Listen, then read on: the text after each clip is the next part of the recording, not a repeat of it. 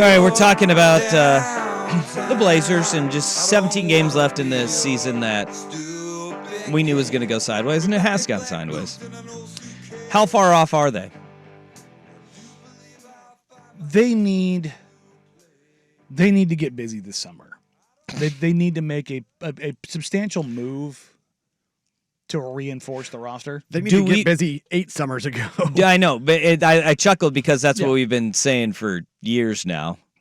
It feels like there is pressure for Joe Cronin to actually do that, though. Yeah, I do. I feel like there is a not a foot on the throat kind of a deal, but I feel like there is some motivation certainly to not push all your chips in, but to make a pretty substantial move. I was talking to a general manager the other day that said that, when the Blazers didn't make a move at the deadline, it felt very much like they were keeping all their powder dry for this summer because everybody expects draft night to be super busy. And not just for the Blazers, but across the NBA, because this is the last time, because of the new CBA, you can make moves. If you're a team that's above the second apron, meaning you're spending a crap ton of money, if you're above the second apron, you're going to have your draft pick frozen, which means you can't move it. So this is the last time you can make those kind of moves and shifts and tweaks and all those kind of things. So if somebody's going to make a move for Robert Williams III or Jeremy Grant or Malcolm Brogdon or Anthony Simons, any of those guys, if somebody's going to make a move, it's going to be this summer. Which is also why everybody is calling this like the last run for the Golden State Warriors, because guess who has their pick this year? Ding, ding, ding, ding, ding, ding. The Portland Trailblazers. So, yeah, they're not going to be able to restock or to make moves without that stuff. All right, text coming in. DA's the only piece they have that I like. He's the only one that isn't undersized. LOL. Well, I mean, Shaden Sharp's not undersized. I'd argue the vast majority of the team is. Jeremy Grant is not undersized. JG's 6'9", 2'6'7". Jabari Walker's an undersized center, I guess. Scoot is short. Ant is. Well, no, Ant's big for a point. Yeah, for a point. Shea is average. Shea is average. He's at the what, 6'4" and a half, 6'5". Yeah, listed at 6'6". He's not 6'6". He will tell you he's not 6'6". Yeah, but I mean, but yeah, no, they're not like the team now is not small. They're not what big. They used to be. No, they're big everywhere except for Scoot. Okay. All right, so we got that one. This one says, I think people need to relax. We have a solid coach, GM, and an owner that is in no rush to sell, 10-plus years. Physical specimens like Ayton don't grow on trees. Nurkic, who I've always said he is 11-11 in Phoenix, is shooting 53%. Solid at starting NBA center. I wouldn't have traded Dame, but with the new young core, they absolutely have a bright future. How do you feel about that? I think that they're in a spot where they have a chance to do something. And that's all I've ever wanted. And this is where, from this organization, was to pick a bleeping path. And again, we talked about this last year before they traded Dame in the summer. I wanted them to build around Dame. Yeah. For everyone's like, all you do is talk and carry Joe Cronin to the Trailblazers water. I didn't want this path.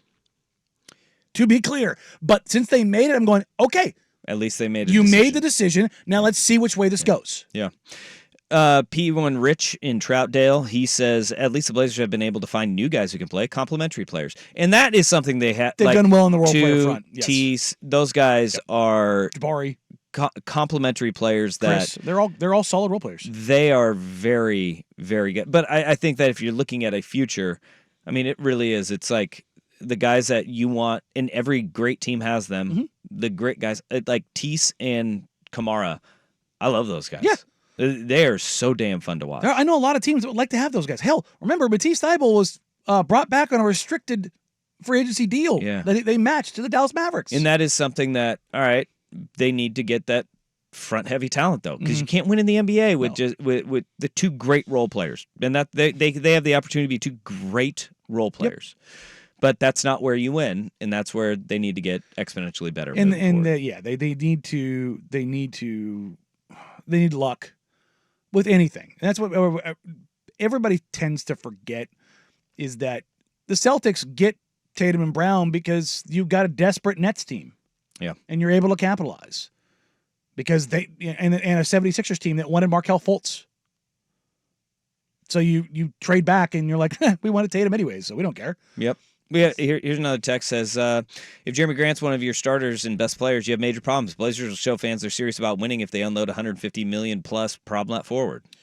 That's dude's been playing hurt and playing bluntly very well. a brain dead take. He's not a $150 million problem. It's Jeremy Grant's a good player. He's very good player who I can't think of a team in the league who's like, I don't want Jeremy Grant. Understanding pay scale, I was 150 million. He's an average pay rate for an above average forward. All right, and then one more from a Pistons fan. Blazer, I believe, has the core going forward, but as a Piston fans, please settle with patience. Pistons have 3 guys that we believe can be all-stars or better, Ivy, Cunningham, Duran, but they still suck. And Cade is going to be the star in his year 3 compared to Scoot year 1. If Scoot's going to be your star leader, strap in for a while. It took Halliburton to year 5, SGA to Halliburton to year 4, SGA to year 5 before their teams were competitive. That's the thing. It's going to take time. But they need to make a big move this offseason. No, they do. They've got to make a big. You unequivocally have to do it. They need to shape it up to make sense. But also, no shots to the Detroit fan, but it's going to be a shot. Your organization sucks, and it has for 20 years. Okay. So that part of it has been, So making organizationally terrible decisions for 2 decades lends more credence to it taking a little bit longer on those scales, but I still, and I've said this from the jump, it's going to take at least 3 years. Okay, but I mean, if we're being honest, the Blazers haven't been well run. Last 5 years, no. I mean, it's like we have to point at that, and like that's very. It's not like Portland is superior in any way because the best player in the franchise's history demanded a trade. You know, and that's.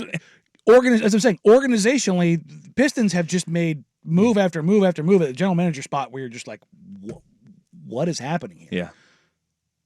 Like they failed to take a path. Where at least again with the Blazers, and this isn't like saying that they're on that's going to be successful. Yeah. Please do not take it as that. This can still very easily fail miserably.